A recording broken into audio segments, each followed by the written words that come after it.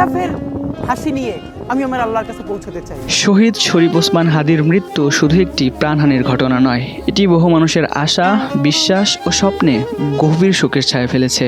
জীবদ্দশায় যিনি কথা বলতেন নির্যাতিত মানুষের পক্ষে, অন্যায়ের বিরুদ্ধে, যিনি ছিলেন দৃঢ় কণ্ঠস্বর, তার চলে যাওয়া আজও বিশ্বাস করতে পারছেন না অনেকেই। হাদির কবরের পাশে দাঁড়িয়ে নীরবে চোখের পানি ফেলছেন সাধারণ মানুষ। কেউ দোয়ার হাত তুলছেন, কেউ স্মৃতির ভারে নির্বাক হয়ে পড়ছেন। শহীদ শরীফ ওসমান হাদির কবর জিয়ারত করতে এখনও ঢাকায় ভিড় করছেন সাধারণ জনতা।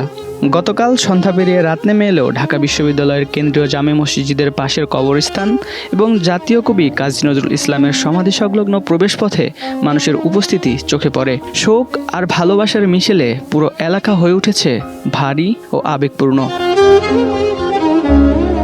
কবরস্থানের আশেপাশে বিভিন্ন বয়সী মানুষকে দেখা গেছে।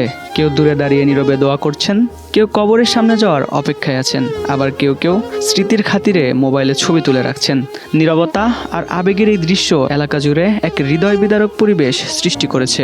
নতুন এবং ফিরে আসা গ্রাহকদের জন্য নগদে চলছে ক্যাশব্যাক সহ প্রতিদিন হাজারো উপহার জেতার সুযোগ। হবে আশা আর ফেরা, সারপ্রাইজ সেরা।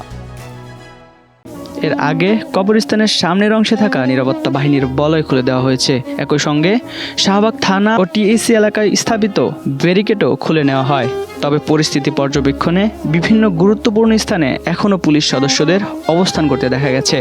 পাশাপাশি কবরস্থানে প্রবেশের জন্য ব্যবহৃত মসজিদের গেট এবং বাইরের প্রধান ফটকে আইন শৃঙ্খলা রক্ষাকারী বাহিনীর সদস্যদের সতর্ক অবস্থানে থাকতে দেখা যায়।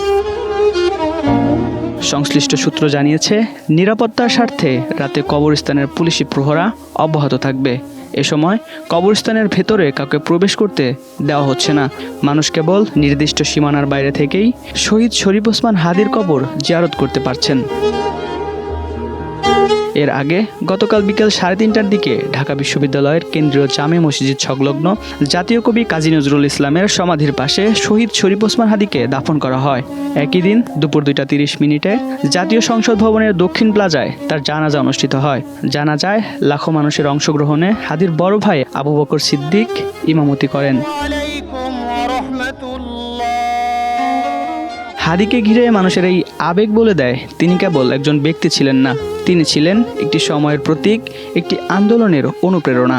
তার নাম উচ্চারিত হলেই চোখ ভিজে আসে অসংখ্য মানুষের, ভারী হয়ে ওঠে চারপাশের বাতাস। মৃত্যুর পরও হাদি যেন মানুষের হৃদয়ের ভেতরেই বেঁচে আছেন। Desk report, 21 television.